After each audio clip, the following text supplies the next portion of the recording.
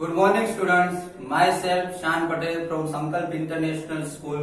बच्चों, आज मैं आपके सामने एक बहुत ही इंटरेस्टिंग टॉपिक लेके आया हूँ जिसका नेम है टाइम मैनेजमेंट, जो सभी के लिए बहुत ही इम्पोर्टेंट है।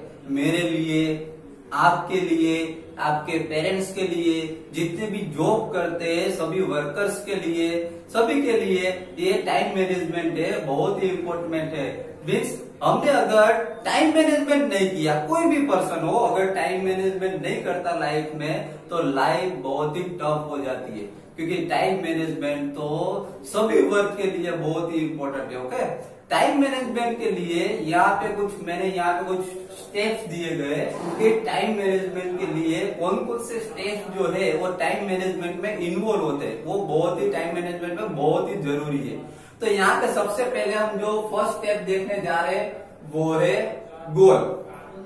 बच्चों, गोल के बिना अगर टाइम मैनेजमेंट चाहिए हमको, तो गोल के बिना हम टाइम मैनेजमेंट नहीं कर सकते। क्यों नहीं कर सकते? क्योंकि गोल जो है सभी के लिए, सभी की लाइफ के लिए एक गोल तो बहुत ही इंपॉर्टेंट होता है। अगर हमारे पास कोई गोल नहीं है तो हम टाइम मैनेजमेंट कैसे करेंगे? क्योंकि हमारे पास गोल ही नहीं है, तो हमको पता ही नहीं है कि हमको क्या करना है। गोल मीन्स क्या, कि हमको क्या करना है वो हमको पता होना चाहिए, उसको गोल कहते हैं, है ना। तो समझ लीजिए कि यहाँ पे मैं एक एग्जांपल के थ्रू बताऊं कि आपका कोई गोल हो, जैसे कि समझ लो कि लास्ट ईयर आप स्टूडेंट्स की मैं बात करता हूँ कि लास्ट ईयर आपको समझ लो कि 60% आए, तो आपका ये करंट ईयर का या फिर नेक्स्ट ईयर का आपका गोल हो कि इस पर मुझे 80% लाने, सर इस पर मुझे 80% लाने, तो ऐसा आपका गोल तो होना चाहिए ना। आपका ये गोल होगा तो भी आपको वर्क करने में मजा आएगा, तो भी उसके लिए आप वर्क कर पाओगे। अगर आपका कोई गोल ही नहीं होगा तो आप वर्क कर पाओगे उसके लिए? नहीं। घर से निकलते वक्त समझ लो कि घर से निकलते वक्त हमको पता ही नहीं है कि हमको कहाँ जाना है, तो हम कहाँ जाएंगे?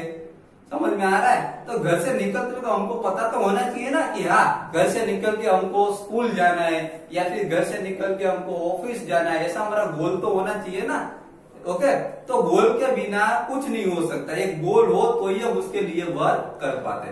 तो हमारे लिए सबसे पहले तो एक गोल डिसाइड करना बहुत ही जरूरी है। जैसे कि कोई स्टूडेंट ने समझ लो कि 80% का लास्ट ईयर उसके 60% आए, इस बार आपने 80% का गोल डिसाइड किया कि मैं इस बार कुछ भी करके मेहनत करके 80% लाऊंगा या फिर 80% लाऊंगी। समझ में आ रहा है? तो इस तरीके से सबसे पहले तो एक गोल डिसाइड होना बहुत ही जरूरी है।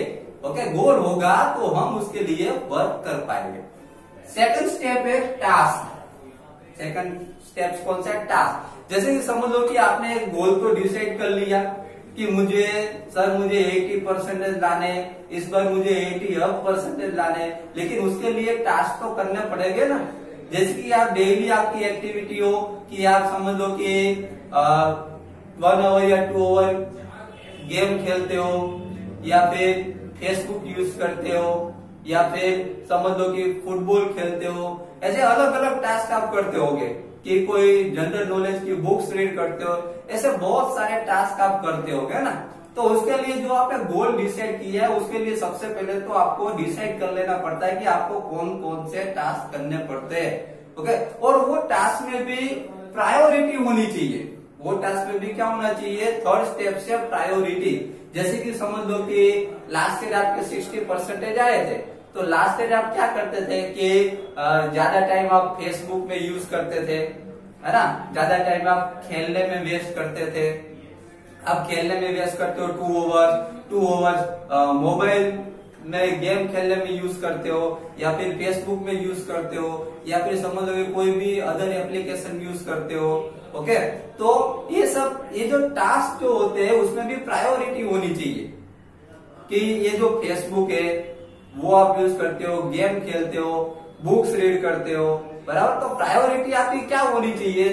जो टास्क है उसमें प्रायोरिटी आपकी होनी चाहिए कि आपने जो गोल डिसाइड किया है, जैसे कि आपने 80% का गोल डिसाइड किया है, तो आपकी जो टास्क की प्रायोरिटी क्या होनी चाहिए? आपकी टास्क की प्रायोरिटी ये होनी चाहिए कि आपको लर्न करना है, आपको मैक्सिमम लर्न करना है। जैसे कि समझ लो कि आप मैथ्स सब्जेक्ट में वीक है, आपके पास 9 सब्जेक्ट है, बराबर। इंग्लिश है, इंग्लिश ग्रामर है ना, इंग्लिश टेक्स्ट है, मैथ्स है, साइंस है, गुजराती, हिंदी, संस्कृत, कंप्यूटर, ऐसे आपके पास समझ लो कि 1 या 9 सब्जेक्ट है। आपको समझ लो कि अब मैथ्स आपको हार्ड लगता है। मैथ्स आपको कैसा लगता है? हार्ड लगता है। लास्ट ईयर आपके मैथ्स में बहुत ही कम परसेंटेज आए हैं, बराबर। तो आपकी प्रायोरिटी ये होनी चाहिए कि आप मैक्सिमम जो टाइम है वो मैथ्स को दो। डेली 2 आवर्स या फिर 3 आवर्स मैथ्स की प्रैक्टिस कीजिए, ये आपकी प्रायोरिटी होनी चाहिए। आपको साइंस अच्छा आता है, आपके पास 9 सब्जेक्ट है, आपको साइंस अच्छा आता है, आप साइंस थोड़े टाइम में भी कर सकते हो। आपको एसएसपी अच्छा आता है, गुजराती अच्छा आता है, तो आपकी प्रायोरिटी क्या है कि आपको मैथ्स वीक है, तो प्रायोरिटी इसको रखे कि अब मैं मैक्सिमम टाइम किसको दूंगा या फिर दूंगी, मैथ्स को दूंगी, मैथ्स की प्रैक्टिस करूंगी। समझ में आ रहा है? तो ये प्रायोरिटी आपकी ये होनी चाहिए। ये नहीं होनी चाहिए प्रायोरिटी की चलो बाद में करेंगे, अभी गेम खेल लेते हैं, अभी ये फेसबुक यूज कर लेते हैं थोड़ी देर, ऐसा नहीं। आपकी प्रायोरिटी जो आपका जो गोल है उसके रिलेटेड आपकी प्रायोरिटी होनी चाहिए। Clear? Okay. Now 4th point is thoughts. जो 4th नंबर का पॉइंट है वो थॉट्स है, कि आप कैसा सोचते हो।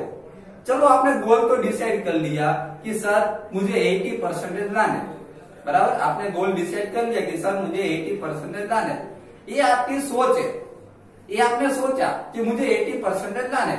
अब उसके ऊपर आपके थॉट्स, उसके ऊपर आपके थॉट्स, उसके साथ रिलेशन आपके थॉट्स का, कि आप उसके लिए नेगेटिव सोचते हो या कि पॉजिटिव सोचते हो। आपने सोच तो लिया कि आपको 80% लाने, ओके। अगर आप पॉजिटिव सोचते हो तो आप ऐसा सोचोगे कि हाँ 80% मुझे लाने हैं, तो मुझे इसके लिए मेरा मैथ्स वीक है या फिर मेरा अदर सब्जेक्ट इंग्लिश वीक है, तो मैं उसको 3 आवर्स उसको उसके पीछे प्रैक्टिस करूं, या फिर साइंस में मैं कम प्रैक्टिस करूं तो भी मेरा हो जाएगा, बराबर। साइंस में मैं थोड़ा लर्न करूं तो भी मेरा हो जाएगा। ये आप पॉजिटिव सोचते हो कि आपको पहले मैथ्स करना चाहिए, आपका मैथ्स वीक है तो। समझ में आ रहा है ना कि मुझे 80% लाने हैं, तो मैं लास्ट ईयर 3 आवर्स में 2 आवर्स या फिर 3 आवर्स में पढ़ती थी या फिर पढ़ता था, तो इस साल में 5 आवर्स डेली में 5 आवर्स लर्न करूंगा या फिर प्रैक्टिस करूंगा। समझ में आ रहा है? तो ये आप पॉजिटिव सोचते हो, आपको 80% लाने, इसलिए आप ये पॉजिटिव सोचते हो। अगर नेगेटिव थॉट्स अगर आपके नेगेटिव है, अगर आप ऐसा सोचते हो कि 80% चलो 80% मुझे लाने, अगर आप बाद में ऐसा सोचने लगते हैं चलो ना 80% आए तो आए वरना क्या हुआ, तो ये आपकी सोच है वो नेगेटिव है। आप पहले से ऐसा सोच ले, तो नेगेटिव सोचोगे तो आप कभी उसके लिए मेहनत नहीं कर पाओगे। समझ में आ रहा है? तो जब तक आपके पास टाइम है तब तक आप कैसा पॉजिटिव सोचो, पॉजिटिव सोचोगे तो उसके पीछे आप मेहनत कर पाओगे। ओके। उसके बाद नेक्स्ट जो पॉइंट है वो प्लानिंग है। 5 नंबर का जो पॉइंट है वो है प्लानिंग। चलो आपने गोल डिसाइड कर लिया, उसके लिए जो टास्क है वो आपने डिसाइड कर लिया कि मुझे डेली ये टास्क करना है, 2 आवर्स 3 आवर्स मुझे मैथ्स की प्रैक्टिस करनी है, 2 आवर्स मुझे अदर सब्जेक्ट लर्न करने हैं, बराबर। ये आपने टास्क डिसाइड कर लिया। उसमें भी आपने प्रायोरिटी मैथ्स को दी कि मेरा मैथ्स वीक है, तो आपने उसके प्रायोरिटी किसको दी? मैथ्स सब्जेक्ट को दी कि मैथ्स सब्जेक्ट में डेली 3 आवर्स इसकी प्रैक्टिस करूंगा या फिर करूंगी। उसके बाद आपका सोच भी चलो पॉजिटिवली, आपने पॉजिटिव सोच लिया कि मैं इतने आवर्स, आपने सोचा पॉजिटिव, ओके, कि मैं इसके लिए हार्ड वर्क करूंगा या फिर करूंगी। उसके बाद आता है प्लानिंग। आप सोच तो लेते हो, लेकिन उसके लिए प्लानिंग बहुत ही इंपॉर्टेंट है। सिर्फ पॉजिटिव सोचने से कुछ नहीं होता। पॉजिटिव सोचने के बाद उसके लिए प्लानिंग तो करना पड़ता है ना, एक टाइम टेबल प्रिपेयर करना पड़ता है कि मैं चलो नून तक मैं स्कूल में जाता हूँ, तो स्कूल में वो लेक्चर्स होते हैं। स्कूल के बाद जो हमारा टाइम बचता है, उसके वो जो टाइम है समझ लो कि हमारे पास 7 आवर्स या फिर 8 आवर्स है स्कूल के बाद, तो उसमें से 8 आवर्स में से मैं 3 आवर्स मैथ्स की प्रैक्टिस करूंगा, 2 आवर्स ये बाकी अदर सब्जेक्ट करूंगा। इस तरीके से पूरा प्लानिंग करना पड़ता है। समझ में आ रहा है? तो आपके पास पूरा प्लानिंग होना चाहिए। प्लानिंग मीन्स कैसा प्लानिंग होना चाहिए? Think on paper. प्लानिंग भी कैसा होना चाहिए? Think on paper. Paper planning होना चाहिए। आपको पूरा टाइम टेबल बनाना पड़ता है, पूरा टाइम टेबल बनाओ। समझ में आ रहा है? वो उसका पूरा टाइम टेबल बनाओ प्लानिंग का कि 2 आवर्स ये करना है, 3 to 5 मुझे ये करना है, 5 to 7 मुझे ये करना है। ऐसे आपको जैसे सुटेबल लगता है वैसे पूरा टाइम टेबल बनाओ। समझ में आ रहा है? तो थिंक ऑन पेपर मीन्स वो टाइम टेबल पेपर पे बनाओ। समझ में आ रहा है? पेपर पे बनाओगे, रिटर्न आपके पास टाइम टेबल होगा तो आप उसको देख सकते हो। 5 डेज के बाद, 10 डेज के बाद भी वो टाइम टेबल चेंज नहीं होगा, उसको आप देख सकते हो, उसके हिसाब से आप लर्न कर सकते हो। लेकिन अगर आप ऐसे माइंड में प्लानिंग बना लोगे, आप रिटर्न नहीं लिखोगे। समझ में आ रहा है? थिंक ऑन पेपर, अगर आप पेपर पे नहीं करोगे वर्क, टाइम टेबल नहीं बनाओगे पेपर पे, सिर्फ माइंड में ऐसा सोच लोगे कि चलो मैं ये कर दूंगा, मैं ये कर दूंगा, इतने आवर्स में प्रैक्टिस कर दूंगा, तो क्या ज्यादा से ज्यादा 2 डेज आपको ये प्लानिंग ठीक रहेगा। बाद में प्लानिंग क्या हो जाएगा, आपका चेंज होने लगेगा, आपका माइंड में था वो वॉश हो जाएगा। समझ में आ रहा है? तो always think on paper, paper पे ये प्लानिंग बनाइए, ये बहुत ही बेस्ट है। नाउ चलो आपने प्लानिंग भी कर ली कि 3 आवर्स मैथ्स की प्रैक्टिस करनी है, बाद में 2 आवर्स ये करना है, 1 आवर्स ये करना है, आपने प्लानिंग भी कर लिया। उसके बाद में एक्शन, उसके बाद में एक्शन भी लेना जरूरी है। चलो हमने पेपर में टाइम टेबल तो बना लिया है ना, पेपर के ऊपर हमने टाइम टेबल बना लिया नोटबुक में, लेकिन जो टाइम टेबल बनाया है उसको फॉलो भी तो करना चाहिए ना। जैसे कि आपने समझ लो कि 2 PM to 4 PM आपने मैथ्स की प्रैक्टिस रखी है, तो 2 PM to 4 PM आपको मैथ्स की प्रैक्टिस करनी ही पड़ती है। अगर उस टाइम पे आप सो जाओ आराम से तो नहीं चलता।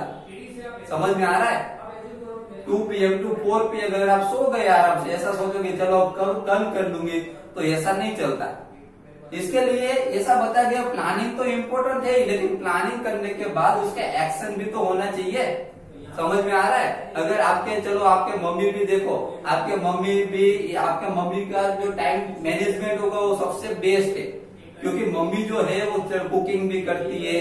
आप समझ लोगे उसके 2 या 3 चिल्ड्रन हो तो उसका ध्यान भी रखती है, कुकिंग करती है, जो क्लोथ्स वॉश करती है, ऐसा बहुत सारा उसके पास वर्क होता है मम्मी के पास, है ना। आपकी मम्मी के पास बहुत सारा वर्क होगा, आपका भी ध्यान रखती है, उसके हस्बैंड का भी ध्यान रखना पड़ता है। समझ में आ रहा है? तो ये मम्मी ये पूरे दिन में इतना सारा मैनेजमेंट मम्मी कैसे कर लेती होगी? क्योंकि मम्मी के पास टाइम मैनेजमेंट है। मम्मी के पास क्या है? Time management. समझ में आ रहा है? तो इस तरीके से टाइम मैनेजमेंट होना चाहिए। मम्मी भी जब अगले दिन ही वो माइंड में एक्शन प्लान बना लेती होगी, मम्मी है ना, अगले दिन ही बना लेती है एक्शन प्लान कि कल मुझे खाने में क्या पकाना है, मॉर्निंग में क्या करना है, बाद में नून में लंच में मुझे क्या बनाना है, डिनर में मैं क्या बनाऊंगी।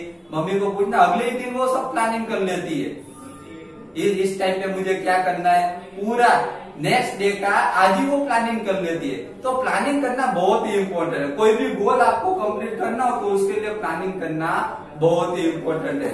मैं समझ लो कि ये देखो प्लानिंग, ये जो स्पेस शटल है, स्पेस शटल ऊपर जाते हैं, हमारे जो साइंटिस्ट है बड़े बड़े, तो स्पेस शटल भेजते हैं, तो उसके लिए प्लानिंग तो करते होगे ना, करते हैं कि नहीं? कि मॉर्निंग में डायरेक्ट उठ के चलो स्पेस शटल उड़ाना है, ऐसा करते हैं?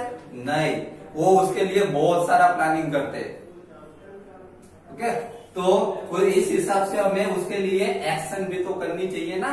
प्लानिंग तो कर दिया, लेकिन बाद में एक्शन भी तो उसके पीछे एक्शन करनी पड़ेगी, तो ही हमारा गोल है वो गोल हमको अचीव होगा, वरना वो गोल हमको अचीव होगा नहीं। अगर हम लेजी हो जाएंगे, हमने टाइम टेबल बना दिया लेकिन उसके हिसाब से हम लर्न नहीं करेंगे, तो हमारे 80% कभी नहीं आने वाले। भूल जाना, जो 60% आए थे लास्ट ईयर वो भी नहीं आएंगे। ओके, इसके लिए ऐसा बताया गया कि प्लानिंग तो करो, लेकिन उसके पीछे वो टाइम टेबल वाइज वो एक्शन भी लेना बहुत ही जरूरी है।